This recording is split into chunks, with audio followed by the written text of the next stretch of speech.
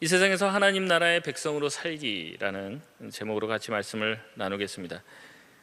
2015년 한국보건사회연구원의 결과에 따르면요, 연령대별 미혼율이 계속 높아지면서 20대 남자 중에 23.8%는 45세가 될 때까지 미혼 상태로 남을 것이라고 추산이 된다고 밝혔습니다. 같은 나이 여성 중에서도 18.9%는 45살이 될 때까지 결혼하지 못할 것으로 내다봤습니다. 이는 20대 초반 남녀 5명 중에 1명은 평생 미혼으로 남을 것이라고 하는 예상과 같죠. 옆 사람과 인사해 보겠습니다. 나는 그 1명이 아닙니다. 포기하지 마세요. 하나님 살아계십니다.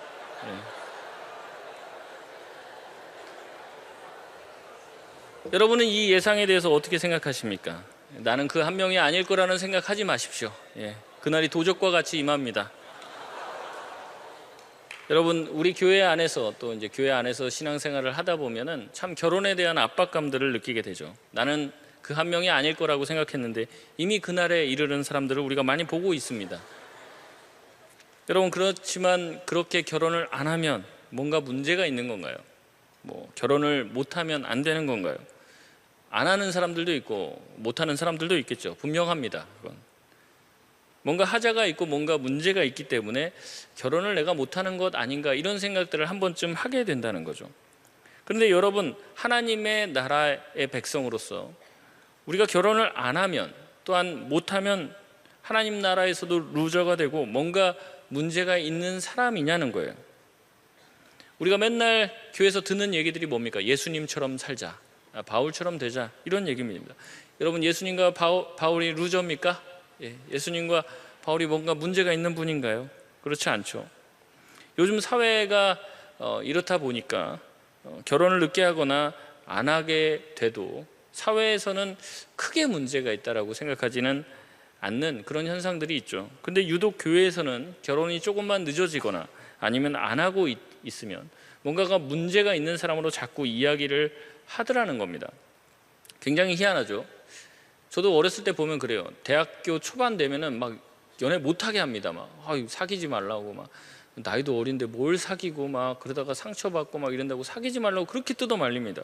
근데 갑자기 적정 연령이 되면 왜 결혼 안 하냐고 갑자기 교회에서 몰아붙이기 시작한다는 거죠. 마치 결혼이 인생과 신앙의 꼬리인 것처럼 이야기하면서 굉장히 스트레스를 주는 거예요. 교회 메시지가, 교회에서 전하는 하나님 말씀의 메시지가 왜 이렇게 자꾸 왔다 갔다 하냐는 거죠. 물론 이제 미숙한 상태에서의 이 연애는 우리에게 큰 상처를 줄 수 있습니다. 우리가 잘못된 연애를 너무 깊이 하다가 보면은 나중에 이제 돌이킬 수 없을 정도로 인생에 큰 이제 오점을 남기기도 해요. 그렇기 때문에 우리가 미성숙한 나이에, 아직 우리가 세상을 좀 잘 알고 인생을 잘 알기 전에 성급하게 너무 깊은 사랑에 빠지는 것이 우리 인생 전반에 도움이 되지 않을 수도 있습니다. 그런데 갑자기 어느 순간 적정 나이가 되면 너는 아직도 연애도 못 해봤냐? 이런 식으로 이야기를 하고 그런 식으로 자꾸 분위기를 조장하는 것은 굉장히 억울한 측면이 없지 않아 있다는 거죠. 여러분, 다시 말씀드리지만 결혼을 안 하거나 결혼을 못 하고 있는 것 절대 루저가 아닙니다. 때로는 가끔 그게 내 인생의 저주가 아닌가, 이런 생각을 하시는 분들도 있는데 전혀 그렇지 않아요. 여러분, 사실 이런 생각을 가지고 있다면 여러분, 교회 안에서도 세상적인 생각을 가지고 있는 거예요. 결혼 또한 무슨 스펙이 있어야 할 것처럼 우리가 생각하는 경우가 많은데 그래서는 안 된다는 거죠. 예수를 믿는 청년들의 결혼관이 이렇게 들어보면은 이게 세상적인 결혼관인 경우가 굉장히 많다는 거예요. 근데 여러분 알다시피 우리가 예수를 믿는다면 세상 사람들과 같아서는 안 되겠죠. 달라야겠죠. 그런데 예수 믿는 청년들도 이야기를 들어보면은 세상과 거의 비슷한 경우가 많다는 거예요. 여러분, 한번 생각해 보십시오. 여러분은 어떤 사람과 결혼하길 원하십니까? 결혼 조건이 무엇입니까? 여러분 생각하는, 솔직하게 한번 여러분 자문자답을 해보십시오. 세상 사람들이 보는 거는 뭐가 있을까요? 내가 이 사람과 결혼을 할지 말아야 될지. 크게는 외모가 있겠죠. 또 집안이나 학벌이나, 또한 그 사람이 가지고 있는 수입과 정말 그 사람이 이제 금수저인지 뭐 이런 것들을 볼 수 있을 거예요. 여러분, 그게 세상적인 뭐 결혼의 기준이라고 하고 그런 식으로 해서 막 등급을 매기잖아요. 뭐 우리가 저기 소도 아닌데 자꾸 등급을 매겨갖고 니는 뭐 A 뿔이니 뭐 A니 뭐 이렇게 등급을 매기잖아요. 여러분, 그렇게 우리가 예수 믿는 우리도 그런 등급과 그러한 기준을 가지고 살고 있다면 우리가 세상 사람들과 뭐가 다르며, 정말 주님께서는 세상에서 우리가 다르게 살라라고 말씀을 하셨는데 뭐가 다를 수 있겠냐는 거죠. 계속 예수 믿는 사람은 달라야 된다라고 얘기하는데 이상한 쪽으로 갑자기 또 달라지는 사람이 있습니다. 목사님, 저는 세상 사람들과 결혼의 기준이 다릅니다. 세상 사람들은 돈을 보는데 저는 돈과 함께 믿음을 봅니다. 제정신이 아니죠. 그러니 결혼 조건이 더 까다로워 세상 사람보다 더 결혼하기 힘든 아주 힘든 길을 가게 되는 겁니다. 그러면서 자기가 십자가의 길을 간다고 고민하고 있지만 사실은 굉장히 어리석은 길을 가고 있는 거죠. 결혼은 일륜지 대사라고 말을 하고 있어요. 너무 중요하죠. 그래서 여기에 자기의 모든 관심과 에너지와 자기 인생의 가치관들을 담아서 결정을 하려고 합니다. 그래서 보통 그 사람이 어떻게 결혼하고 어떠한 결혼을 하는지를 보면은 솔직히 말하면 그 사람의 신앙을 대략 알 수 있는 것 같아요. 그 사람이 결혼을 하는 걸 보면 믿음이 정말 좋은 사람이 있는데, 제가 보기에는 또 다른 사람들이 봤을 때도 믿음이 정말 대단한 것 같아요. 근데 그 사람이 결혼하는 걸 보면은 자기 집에 이제 부모님의 반대, 또 뭐 여러 가지, 또 자기가 결혼하는 이 남편이나 아내의 반대에 밀려서 결혼 예배를 드리지 못하는 사람들을 정말 자주 보게 됩니다. 믿음 정말 좋은 사람인 줄 알았는데 또 결혼을 하는 사람을 데리고 왔는데 믿음이 없는 사람을 데리고 와요. 믿음이 없는 사람. 정말 이 사람 목자도 하고 뭐 대단한 일을 하는데 자기가 결혼 상대자를 데리고 왔는데 믿음이 없어요. 교회를 뭐 다니지도 않았고 신앙을 가지지도 않았고, 제가 딱 봐도 제가 그런 게 있다고 했지 않습니까? 이렇게 눈 한쪽 가리고 제가 딱 보면은 그 사람 마음을 이렇게 읽어볼 수 있는데, 신앙을 이렇게 투시를 해보면은 그 사람 신앙이 없어요. 몇 마디만 해보면 압니다. 근데 그런 사람과 결혼하겠다라고 오는 거예요. 그 사람이 결혼을 누구랑 하는지를 보게 되면은 그 사람이 뭘 중요하게 여기는지도 금방 알게 됩니다. 여러분, 그렇기 때문에 이 결혼이라는 것은 보통 중요한 게 아니고, 또한 이 결혼을 하면서 자기의 신앙이 드러난다는 걸 알아야 되는 거예요. 그래서 특별히 오늘 본문인 고린도전서 7장은 결혼을 소재로 해서 우리의 신앙을 다루고 있습니다. 가끔 그래서 이 누군가 결혼을 한다, 연애를 한다 이렇게 이야기를 하면 고린도전서 7장을 잘 읽어보라고 권면을 하기도 합니다. 이 고린도전서 7장은 이 결혼에 대한 이야기들을 다루고 있는데요, 이게 결혼에 대한 이야기들을 쭉 처음부터 나열을 하는 게 아니라 크게 7장을 나누면요, 이 7장 앞에 부분 1절에서 16절까지는 결혼에 대해서 이야기하고, 이 중간에 오늘 읽었던 본문인데 이 17절에서 24절까지는 어떤 이제 신앙적인 원칙에 대해서 이야기를 하고, 그 다음에 25절부터 40절까지 이제 나머지 결혼에 대한 이야기를 합니다. 그래서 이 결혼이라는 상징적인 이슈를 통해서 이 땅을 살아가는 그리스도인 청년들이 어떻게 살아가야 되는지, 하늘나라의 방식으로 사는 것이 어떤지를 우리 가운데 이야기를 하고 있는 것입니다. 그래서 오늘 혹시라도 결혼에 관심이 없거나 결혼은 나는 결혼했는데 뭐 이렇게 혹시 생각하시는 분이 있다면, 이제 오늘 본문의 말씀은 이 결혼을 빗대어서 우리의 신앙이 어떠해야 되는지, 우리가 어떻게 신앙생활을 해야 되는지를 말하고 있기 때문에 여러분 귀 닫고 이제 잠이나 자야겠다 이렇게 생각하지 마시고 잘 들으시면 여러분에게 큰 도움이 되리라고 생각합니다. 그래서 한번 좀 잘 살펴보길 바라겠습니다. 이 먼저 앞에 부분 7장 1절에서 16절까지는 결혼에 대해서 이야기를 한다고 했습니다.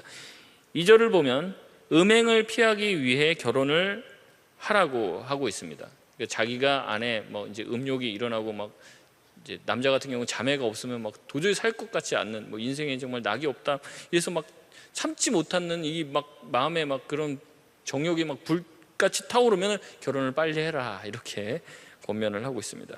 혼자 있는 것도 좋지만 절제하지 못하면 빨리 결혼해라 이렇게 이야기를 합니다. 그리고 웬만하면 결혼했다면 이혼하지 말아야 함을 말하고 있습니다. 특히 믿지 아니한 사람과 이미 결혼을 했다면 헤어지지 말 것을 이야기하고 있고, 믿지 아니하는 사람과는 절대 결혼하지 말라고 권고하고 있습니다.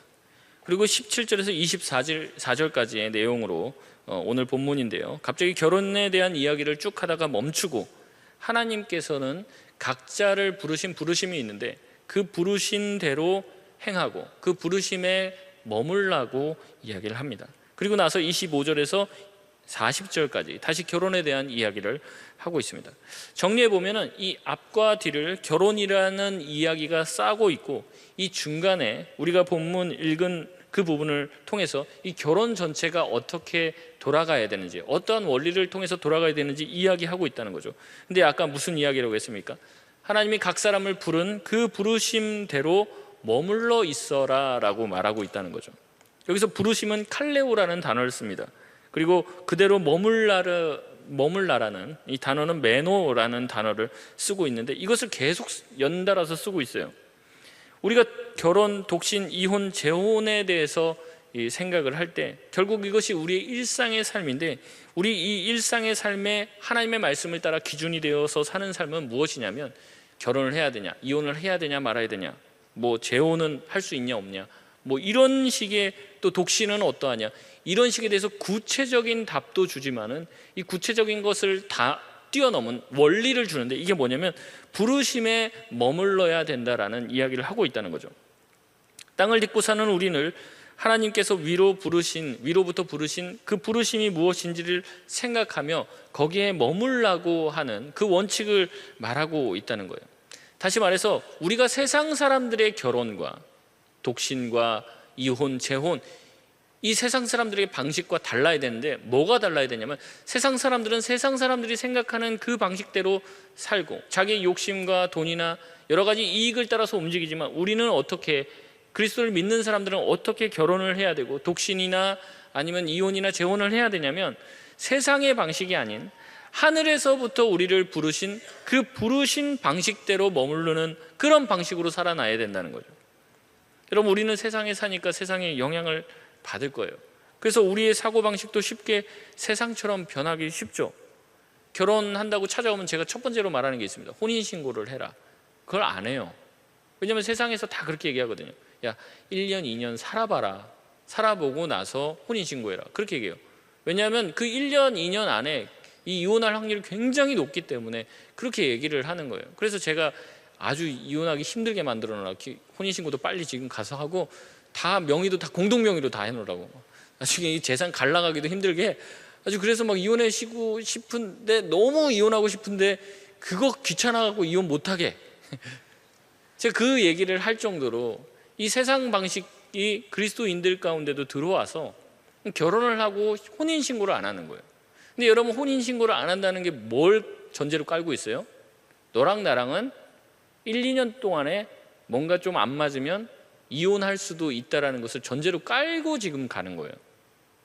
근데 여러분, 안 헤어지려고 막 그렇게 막 애를 써도 헤어지기가 쉬운데, 헤어지기 쉽게 만들어 놓으면 더 이혼하기가 더 쉽겠죠. 근데 이게 그리스도인들 안에도 깊이 자리 잡아서 그게 굉장히 지혜로운 것이라고 생각하는 경향이 있다는 거죠. 여러분, 우리가 세상에 살다 보니 세상 사람들의 영향을 받아요. 세상 사람들의 이야기를 듣고 거기에 따라가고 순응하게 되는 경우들이 굉장히 많아요. 여러분, 그런 게 어떻게 보면 정상입니다. 그런 게 어떻게 보면은 우리가 세상에서 살면서 그렇게 대부분 살고 있기 때문에 그게 정상처럼 보여요. 그런데 우리가 하나님의 말씀처럼 살려고 하면 세상 사람들이 우리를 보고 뭐라고 합니까?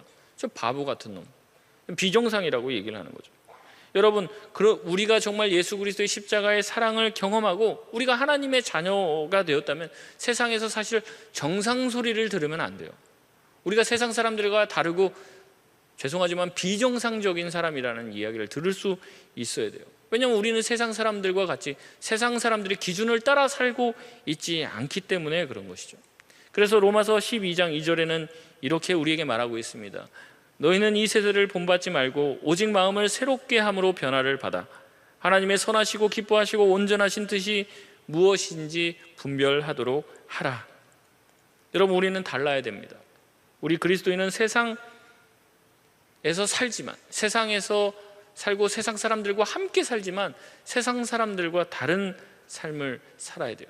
세상 사람들과 같이 있으며 세상 사람들의 사고방식에 같이 동의하고 거기에 같이 말려들어서는 안 돼요. 우리는 생각부터 달라야 되고 우리는 그 행동 또한 달라야 된다는 거예요. 그런데 그 고린도 교인들이, 고린도 교회가, 이 고린도라는 이 지역 자체가 굉장히 타락하고 굉장히 세상 문화가 아주 가득한 곳이었단 말이죠. 근데 이 고린도 교회 성도들이 이 결혼 문제에 있어서 그 당시에 있었던 풍습을 많이 쫓았던 것 같아요. 그래서 이들이 결혼하는 방식이 세상 방식과 똑같은 거예요. 자기 마음대로 결혼하고 자기 마음대로 이혼하고, 또 세상에서 또한 그 고린도 지역, 이 로마에서 이 말하는, 그리고 이 결혼으로 그 당시에는 이제 재테크를 굉장히 많이 했다는 거예요. 부자랑 결혼하고 있다가 헤어지면은 이 위자료를 받게 되잖아요. 그 이자료를 받고 자기가 이제 돈이 없었는데 이제 반반 갈라가니까 이제 돈을 벌었죠. 또 누구랑 또 결혼을 했다가 또 이혼하고, 이런 식으로 하면서 재산 증식을 했던 것 같아요. 그래서 이런 결혼과 이혼을 밥 먹듯이 하고, 또한 어떤 사람은 이 결혼을 안 하면서 어떻게 하냐면 이 남자 이 여자를 계속 만나면서 즐기면서 살겠다라고 주장했던 사람들도 있었던 거예요. 그러니까 자기는 독신인데 뭔가 이게 독신으로 사는, 이게 뭐냐면 이 결혼하면 뭔가에 매이게 되니까 결혼하지 않고 자기 삶을 즐기겠다라고 말했던 사람이 있었던 것 같아요. 이런 모든 사람들이 어떤 것입니까? 하나님이 기뻐하시는 방식으로 결혼을 하지 않고 교회만 다니지 세상 방식과 세상의 사고방식으로 살고 있는 사람들이죠. 그래서 사도 바울은 결혼은 불결하고 독신은 또 영적이라고 주장하는 그런 금욕주의자들에게 결혼은 그렇지 않고 결혼을 하는 것이 나쁜 것이 아니다, 결혼을 하는 것이 성스러운 것이 될 수 있다라고 이야기하고, 결혼을 통해서 재산 증식을 하거나 아니면 결혼을 해서 혼테크라고 하죠, 자기 어떤 그 사회적인 지위를 높이 올라갈 것을 꿈꾸면서 이 결혼과 이혼을 반복하는 사람들에게도 주님의 뜻이 무엇인지 알려주길 원했던 것이에요. 그래서 바울은 계속해서 뭐라고 얘기하냐면, 이 고린도 교인들이 자기의 결혼과 자기의 삶의 모든 생활 방식들을 세상적으로 기준을 삼고 그렇게 살고 있었던 거죠. 그래서 그것을 지적하며 그것이 주님 기뻐하시는 모습이 아니라는 거예요. 너희는 하나님의 부르심을 받고 하나님 나라의 초대가 되어 하나님 나라의 백성이 되었는데 왜 여전히 세상의 기준으로 살고 있느냐라는 것을 지적하는 거예요. 너희가 하늘로부터 부르심을 받았다면, 그리고 너희가 하나님 나라의 백성이 되었다면, 이제는 내 배우자와 결혼을 볼 때도 어떻게 봐야 됩니까? 이 결혼을 볼 때도 이 믿음의 눈으로 볼 수 있고 세상 기준으로 보려고 하지 말아야 된다는 거예요. 그런데 계속해서 세상 기준을 따라가는 거죠. 바울은 계속해서 얘기합니다. 너의 하늘로부터의 부르심이 독신으로 하나님께 영광을 돌리는 것이라면 그렇게 하는 것도 유익하다라고 말하고 있어요. 독신으로 있는 게 저주가 아니라고 얘기합니다. 그러면서 자기 스스로도 자기가 독신이다라는 것을 밝히는 거죠. 하지만 결혼으로 하나님께 영광을 돌릴 수 있다면 그렇게 하라는 거예요. 자녀를 낳기 위해서 결혼을 하는 것도 아니고, 그 다음에 결혼을 통해서 사회에서 다 하라고 하고 집에 가면 명절 때마다 스트레스 주니까 해야겠다 하고 하는 것도 아니고, 내가 좋아하는 이성이 생겨서 결혼을 하는 게 아니에요. 사도 바울이 말하는 것은 무엇이냐, 독신으로 있든지 아니면 결혼을 하든지 이 모든 것의 이유가 뭐여야 된다는 겁니까? 우리가 하나님의 자녀라면, 우리가 하나님 나라의 백성이라면 우리의 기준은 뭐여야 돼요? 오직 이것이 하나님의 영광이 되느냐 하는 것이 우리 선택의 기준이 되어야 된다는 거예요. 우리가 혼자 있을 때보다 결혼했을 때 하나님께 더 영광이 될 수 있다면 그 길을 가라는 거죠. 우리가 혼자 있을 때는 죄짓기 쉽고, 그래서 같이 있을 때 죄를 좀 덜 짓고 하나님의 영광과 나라를 위해서 함께 힘을 합칠 수 있다면 결혼을 하라는 겁니다. 하지만 결혼하는 것이 하나님께 영광이 되지 못하고 오히려 혼자 있는 것이 하나님께 더 영광이 된다면, 그렇게 함으로써 하나님께 기뻐하심이 될 만한 삶을 살 수 있다면 혼자 있는 것도 유익하다, 나도 그렇게 하고 있다라고 바울은 이야기한다는 거예요. 그래서 우리는 독신이 성경적이냐 결혼이 성경적이냐라고 묻지만, 실제 중요한 것은 그러한 어떤 나의 이 기혼과 미혼의 상태가 아니라는 거죠. 하나님께서 너를 부르신 그 부르심에 따르면 어느 것이 하나님을 더 기쁘시게 할 것인지를 생각하며 결정을 하라는 것입니다. 여러분, 왜 연애를 해야 됩니까? 여러분, 연애하는 것이 하나님의 기쁨이 되고 하나님께 영광 돌릴 수 있는 것이 될 때 연애를 해야 되는 것이 그리스도인이 연애하는 기준이 되어야 한다는 거예요. 그냥 좋으니까, 그냥 끌리니까 하는 것이 아니라는 거죠.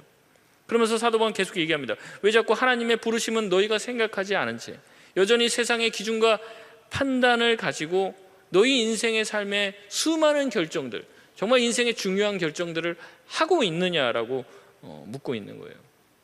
여러분, 제가 다시 한번 말씀드리지만 여러분 세상 기준을 따라서 결혼하면 반드시 여러분 신앙에서 완전히 바닥으로 추락하게 됩니다. 정말 많은 사람들을 봅니다. 죄송하지만 청년 3팀에서 결혼 제일 많이 하는데 결혼을 해서 다 아름답게 신앙생활 하는 사람들을 보지를 못해요. 같이 이제 결혼을 해갖고 더 시너지가 납니다. 이게 더 교회 안 나오는 시너지가 납니다. 이게 예배 드리고 뭐 하나님 앞에 열심으로 하고 이게 아니에요. 이 공범 의식이 생기는 거예요. 공범 의식. 또 얼마나 그 아내를 사랑하고 남편을 사랑하는지, 오늘 왜 안 왔나냐 그렇게 하면 아내가 아파갖고 제가 혼자 몰래 교회 가면은 그 나쁜 놈이잖아요. 제가 옆에서 간호하느라고 안 나왔습니다. 둘 다 안 나왔어요. 둘이 결혼 안 했어 봐요. 한 명은 아파도 한 명은 나오겠죠. 또 그 다음 주는 왜 안 나오냐 그러고 2주 연속 안 나왔어. 아니 남편이 아파갖고 이 아내가 옆에서 또 죽해주고 뭐 이러라고 인터넷으로 예배드렸습니다. 이런 식으로 가는 거예요. 같이 안 나오니까 행복하죠. 가정 안에서 막 우리 같이 안 나가니까 너무 우리 가정 서로 너무 가정 위주로 뭐 이렇게 해야 돼. 뭐 이런 식으로 하면서 신앙이 안 좋아지는 쪽으로 가는 거예요. 여러분 혹시라도 결혼하신 분이 있다면은 자기는 죽을지언정 남편은 교회로 보내시고 막 쓰러져서 막 토하고 혼자 그렇게 하시고 남편은 가서 니는 가서 나를 위해서 교회 가서 기도를 해라. 주님이 나를 낫게 하실 줄 나는 믿는다. 이렇게 하고 보내줘야지. 같이 바지끄댕이 막 잡고 늘어지면서 니도 가지 마라. 막 나도 안 가니까 니도 가지 마라. 우리는 일심동체다. 같이 망하는 길입니다. 근데 그러는 경우가 너무 많은 거예요. 왜냐하면 자기 결혼한 이유, 그리고 결혼해서 같이 우리 가정이 꾸려져 가는 이유가 하나님의 영광과 주님의 나라가 아니에요. 우리 둘이 좋으려고 하는 거예요. 그렇게 하니까, 그렇게 세상적인 기준과 판단을 가지고 결혼하니까 어떻게 되는 겁니까? 주님이 기뻐하시는 모양으로 신앙이 자라지가 않는 거예요. 연애를 하니까 교회를 안 나오게 되는 거예요. 깨지면 교회에 잘 나옵니다. 그래서 은근히 좀 그런 기도를 하는 건 아닙니다. 그런데 이제 그런 기도를 하는 건 아니지만 깨져갖고 교회를 열심히 나오고 구시 예배 나오고 새벽 기도 나오는 걸 보면 정말 하나님이 역사하셨구나, 그런 이제 감사의 기도는 올립니다. 뭐 저주하거나 막 헤어지길 원합니다 그러지는 않지만은, 그래서 이제 막 연애만 하면 교회 안 나오고 깨지면 교회 갑자기 잘 나옵니다. 뭐 주님 앞에 역시 주님밖에 없어요. 막. 여러분 이것은 다른 부분에도 적용할 수 있어요. 우리가 세상에서 직장을 선택하는 기준이 무엇입니까? 여러분 세상 사람과 똑같으면 안 되겠죠. 여전히 세상 사람들과 똑같이 직장을 선택하는 기준도 돈이고 얼만큼 연봉을 많이 주냐가 우리의 기준이 되어서 되겠습니까? 세상에서 학교의 선택을 할 때, 이 어느 대학을 갈지를 선택할 때 기준이 있잖아요. 그 기준이 우리 예수 믿는 사람들의 기준과 똑같아서 되겠습니까? 여러분 우리가 좁은 길과 넓은 길이 있다면 어떤 길을 선택해야 합니까? 여러분 험한 길과 편한 길이 있다면 어떤 길을 선택해야 합니까? 여전히 우리 삶의 수많은 선택들이 계속해서 있는데도 불구하고 우리가 여전히 세상적인 기준으로 모든 것들을 판단하고 결정하고 있다면 길게 보면 우리는 정말 하나님이 원하시는 쪽으로 가지 못하는 거예요. 지금은 어떻게 보면 세상에서 비정상 소리를 들어야 되고, 어떻게 보면 세상에서 너 왜 그런 선택을 하냐라는 이야기를 들을지라도 주님을 선택하고 하나님의 영광과 주님을 기쁘시게 하는 선택들을 계속 해나갈 때 우리의 삶을 통해서 하나님이 영광 받게 되는 것이고, 우리가 정말 주님 안에 거할 줄 아는 자가 되는 것이고, 주님이 나를 세상에서 하나님 나라의 백성으로 부르신 그 부르심에 늘 거할 수 있게 되는 것이에요.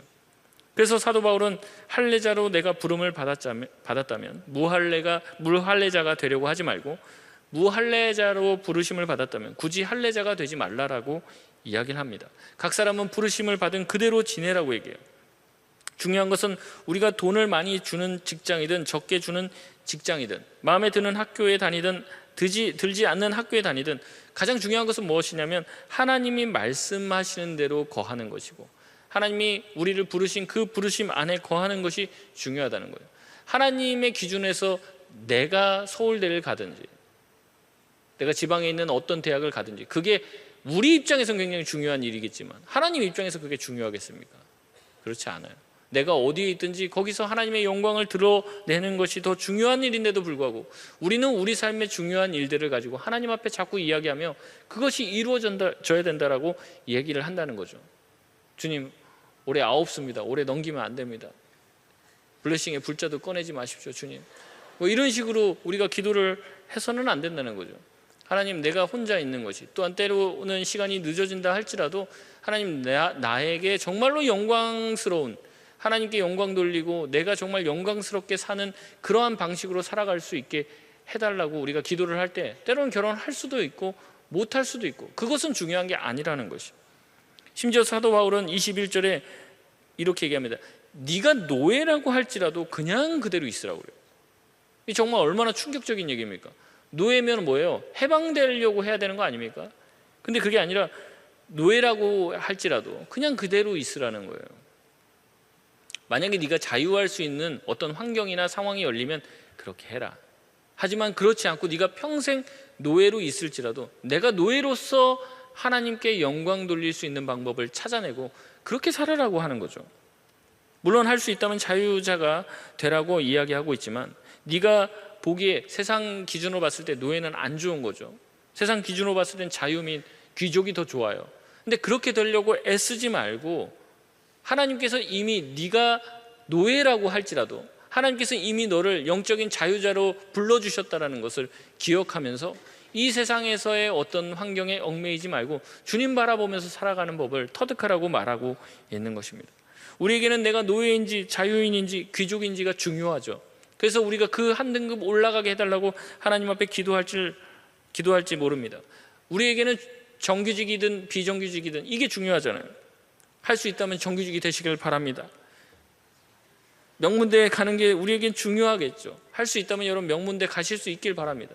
그렇지만 그렇지 않더라도 여러분 괜찮을 수 있기를 바라요. 여러분을 부르신 하나님, 여러분을 하나님의 자녀 삼으신 그 하나님의 사랑 가운데 머무르는 것이 중요하다는 겁니다.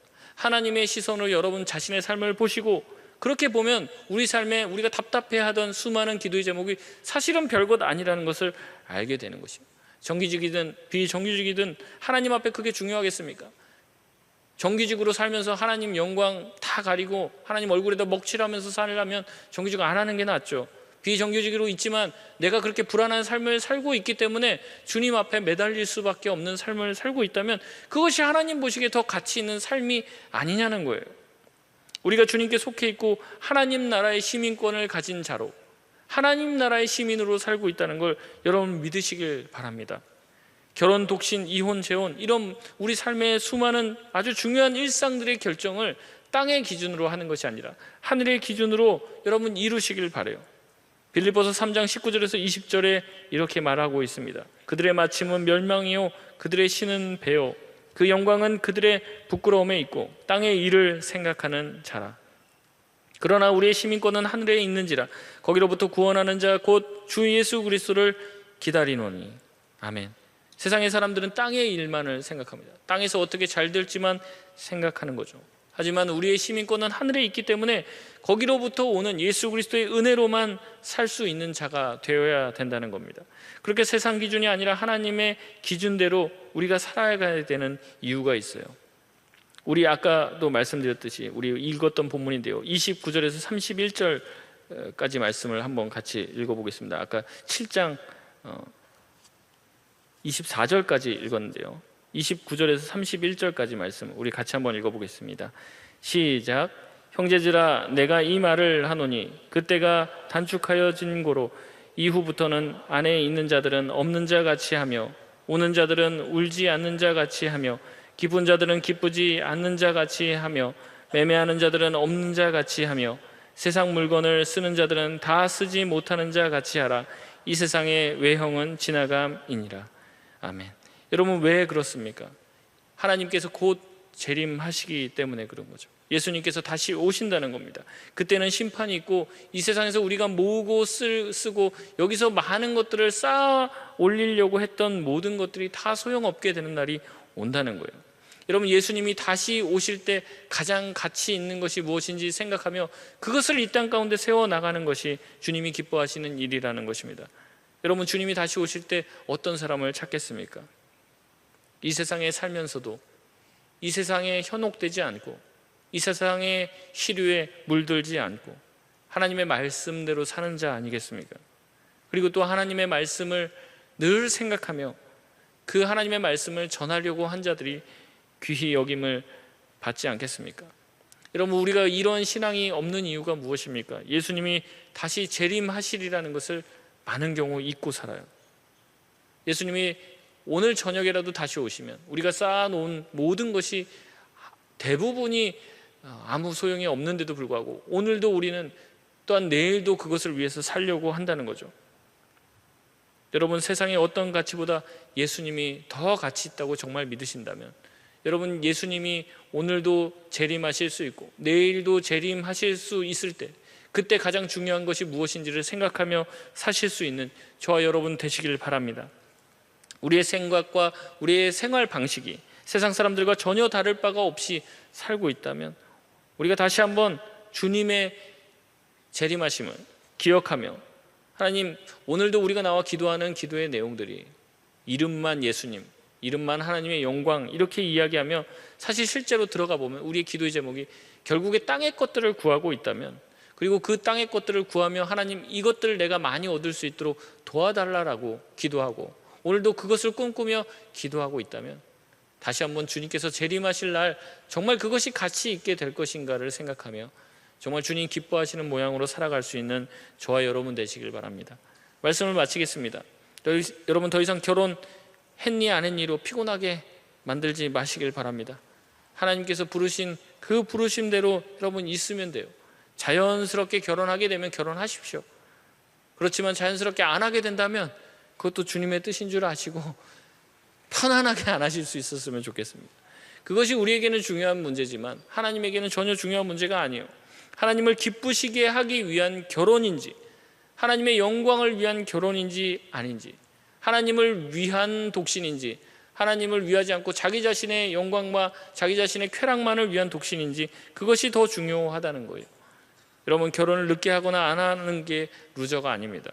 여러분, 여전히 세상적인 기준을 가지고, 그런 세상적인 결혼관을 가지고, 세상적인 기준을 가지고 직장을 다니고 또한 학교를 다니는 사람이 있다면 그 사람이야말로 하나님 나라의 루저인 줄 여러분 아시고, 부디 바라기는 우리가 딛고 있는 이 땅 가운데 살지만 이 땅에서 하나님 나라의 가치를 알고 하나님 나라의 시민권을 가진 자로서 부끄럽지 않게 살아갈 수 있는 저와 여러분 되시길 주의 이름으로 소원합니다.